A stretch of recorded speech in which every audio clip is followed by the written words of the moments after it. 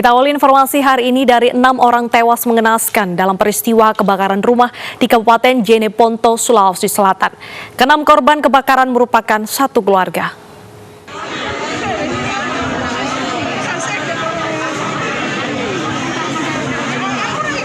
Satu keluarga di Kabupaten Jeneponto, Sulawesi Selatan tewas mengenaskan akibat terjebak di dalam rumah mereka yang terbakar.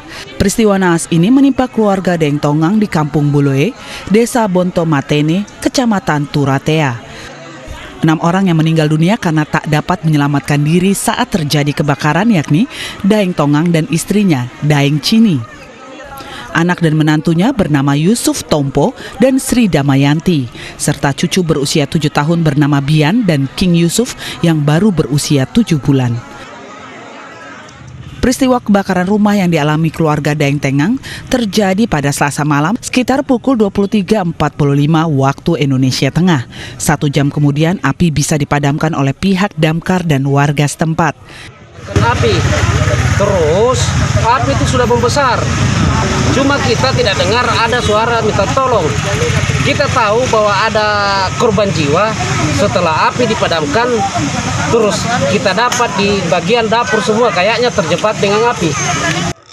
Informasi sementara kebakaran diduga akibat arus pendek listrik atau korsleting dan hingga kini masih dalam penyelidikan pihak berwenang. Dari Jeneponto, Sulawesi Selatan, Sulaiman Nai, iNews melaporkan. Pemirsa, 2 kelompok pemuda di Makassar, Sulawesi Selatan kembali terlibat bentrok. Dalam bentrokan, seorang pemuda terkena anak panah di wajah.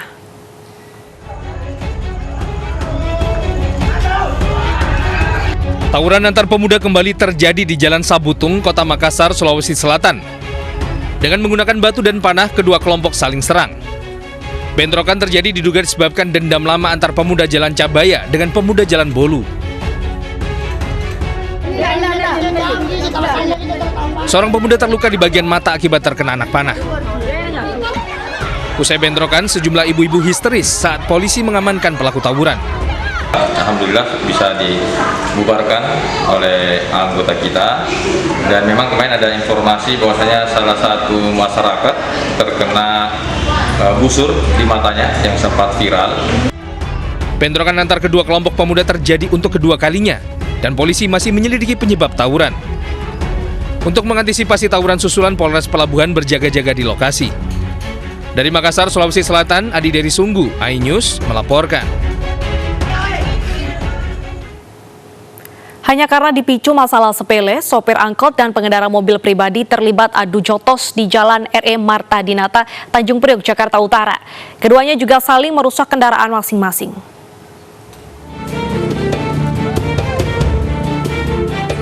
Mobil angkutan umum M15A ini rusak parah di bagian depan dan bodi. Tak hanya angkotnya yang rusak, muka sopir angkot juga alami lebam akibat baku hantam dengan pemilik kendaraan pribadi. Sebaliknya, mobil minibus juga rusak di bagian depan. Kondisi ini terjadi akibat kedua pengemudi terlibat baku hantam di Jalan R.E. Marta Dinata, Tanjung Priok, Jakarta Utara. Pemicunya sepele, hanya karena minibus tidak terima ditegur saat mobil yang dikendarainya disalip oleh mobil angkutan umum yang berjalan ugal-ugalan dari arah Ancol menuju Tanjung Priok. Kami di Jalan Ancol ini, di Jalan Lodan, itu kami sedang normal, tapi jalanan 2 jalur. Nah, kami berjalan dengan kecepatan normal, ada angkot dari belakang berusaha masuk. Nggak bisa masuk, akhirnya dia tunggu, dia lewati. Nah, setelah lewati kami, saya buka kaca.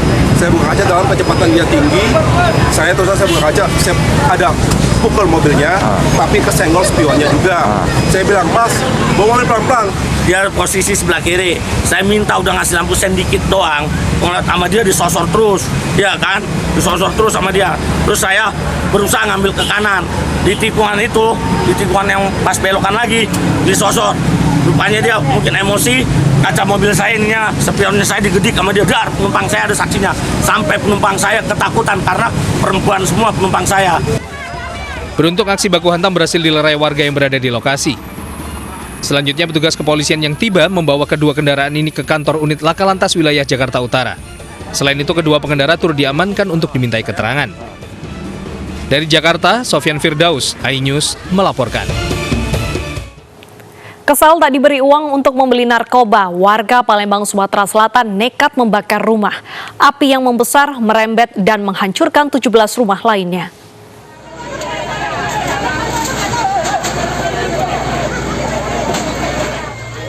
8 rumah terbakar akibat dibakar oleh Taswin, warga Bukit Kecil, Palembang, Sumatera Selatan.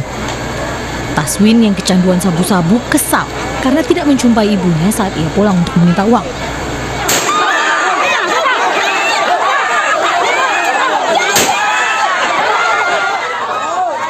Warga yang emosi langsung menghakimi pelaku.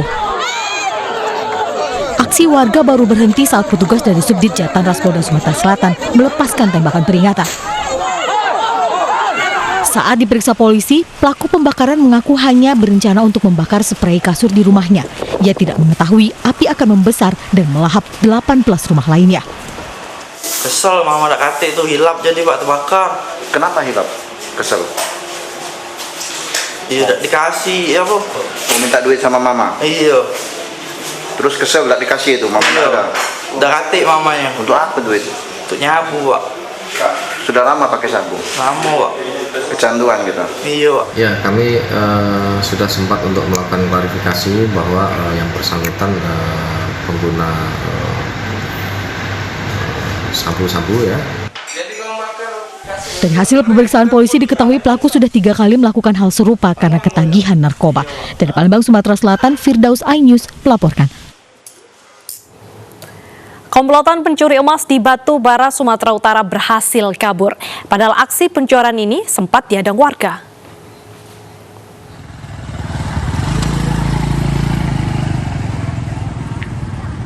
Inilah rekaman video detik-detik warga mengadang minibus milik komplotan pencuri yang berusaha kabur usai beraksi di toko emas di kawasan Labuan Ruku, Batu Bara, Sumatera Utara. Meski berhasil merusak minibus, namun komplotan pencuri emas berhasil kabur.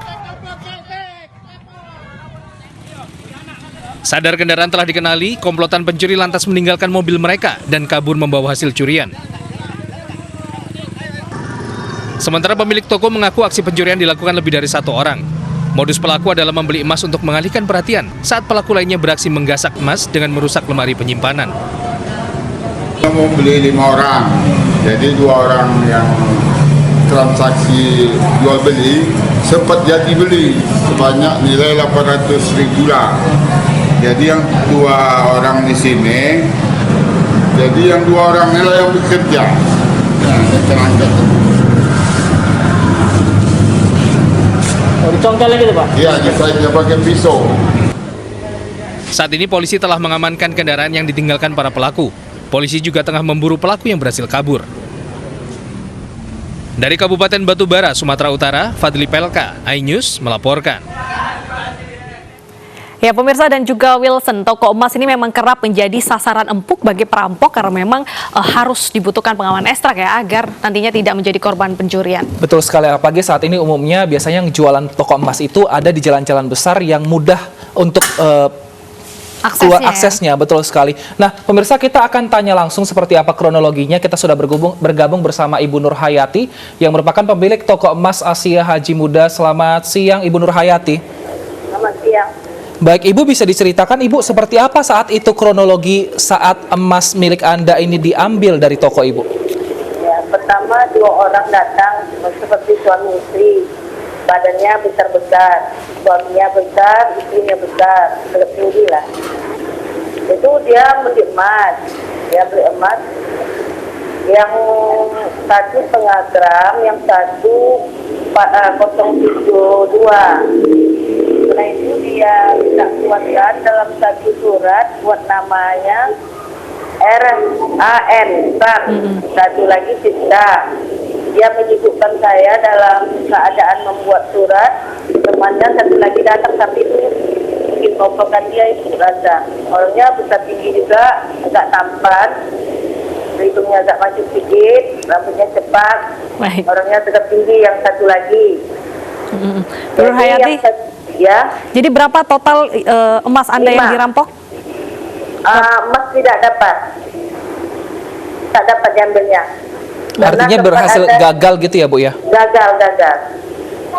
Lalu ini kan mobilnya sudah diketahui, ini Bu udah ditangkap sama warga dan juga sudah diserahkan ke polisi. Apakah sudah tahu Bu ini siapa pemilik mobil ini?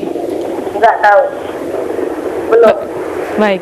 Bu Nur Hayati, pada saat menghadang perampok apakah sempat terjadi keributan, mungkin adu pukul? Enggak, sama itu enggak ada. Orang itu langsung kabur. Setelah udah tahu sama abangku yang di bangku, orang itu menarik emas ibu, dia jerit. Rampok kau, terus ngapain kau gitu? Lari orang itu kan, yang 4 tinggal masih di sini. Kawannya tuh, yang 2 di sini, suami istri, yang satu gemuk pendek orang tua, yang satu tangannya putung. Jadi setelah abang aku bilang kayak gitu, abang aku kejar. Jadi karena ibu tadi panik, ibu pikir mas ibu udah sempat diambil. Ibu keluar dari ruko ini kan, baik ibu keluar, yang 4 ini pun lari. Baik. Nah, waktu mereka lari itu, apakah mobilnya memang diparkirkan atau dalam kondisi siap jalan gitu, Bu? Diparkirkan di sana, di dejang toko bangunan. Baik. Depan toko bangunan itu diparkirnya. Selain tidak ada emas yang diambil, tidak ada korban juga ya Bu, mungkin terkena pukulan karena tidak ada perlawanan ya? Nggak ada. Oke. Karena waktu itu orangnya ramai juga di sini. Oke. Nah, apa yang Anda lakukan setelah adanya kasus ini? Apakah membuat pagar pembatas antara pembeli dan menjual agar tidak terjadi perampokan kembali? Belum lagi, mau dibuat juga ini, masih dalam tempat. Baik, kalau kejadian ini sudah dilaporkan ke polisi belum, Ibu Nur Hayati? Sudah. Dari pihak kepolisian saat ini adakah update penyelidikannya, Bu? Mungkin sudah mengetahui siapa identitas dari pelaku? Belum, cuman dia ditengok daripada BK orang Palembang katanya. Oh, baik. BK-nya BK Palembang. Baik, nah di toko Ibu apakah ada CCTV, Bu, yang mungkin bisa membantu penyelidikan dan apakah ke depannya mungkin? Rusak, belum sempat diperbaiki, barusan rusak lah. Baik, tapi kalau di kawasan Anda sendiri, bagaimana tingkat keamanannya? Selama hari ini, seolah mudah-mudahan aman. Biasa nggak ada lah sini pencurian kereta nggak ada, pencopet nggak ada, aman lah biasanya berkenaan kami ini. Baik. Baik, terima kasih Ibu Nur Hayati. Kita doakan semoga nanti ini pelakunya ketemu sehingga kejadian ini semoga tidak terulang kembali. Terima kasih telah bergabung bersama kami di iNews Siang. Pemirsa, polisi menggerebek jaringan prostitusi online di bawah umur di salah satu hotel di kawasan Sunter, Tanjung Priok, Jakarta Utara. 4 pekerja seks komersial dan muncikari ditangkap untuk menjalani pemeriksaan di Mapolsek Tanjung Priok.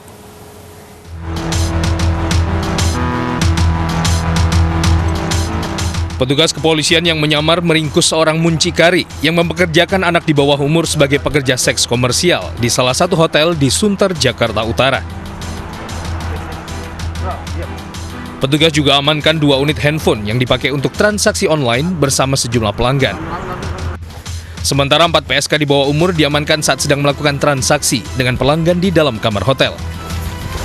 Mereka dibawa ke Mapolsek Tanjung Priok, Jakarta Utara untuk menjalani pemeriksaan. Dari pengakuan muncikari, ia sengaja menjual anak di bawah umur kepada pria hidung belang karena banyaknya pelanggan yang meminta wanita belia untuk melampiaskan nafsu mereka. Dengan memasang tarif 1,5 juta rupiah setiap kali transaksi, muncikari mendapatkan jatah 1,2 juta rupiah. Transaksi haram ini dilakukan melalui media sosial. 4 orang korban, perempuan di bawah umur, yang paling tua umurnya 17 tahun, ketiga orang rekan lainnya berumur 15 tahun. Untuk sementara diduga tersangka kami lakukan penangkapan tepatnya di bawah lobi hotel, 1 orang dengan inisial R, umur 20 tahun. Perannya sebagai muncikari dari keempat anak perempuan tersebut.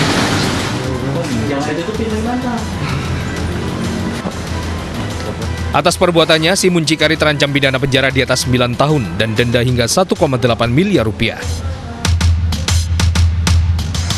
Dari Jakarta, Sofyan Firdaus, iNews melaporkan. Muncikari prostitusi online di Surabaya juga diringkus di Treskrimsus Polda Jawa Timur. Muncikari merupakan seorang mahasiswa yang menawarkan anak di bawah umur kepada pria hidung belang.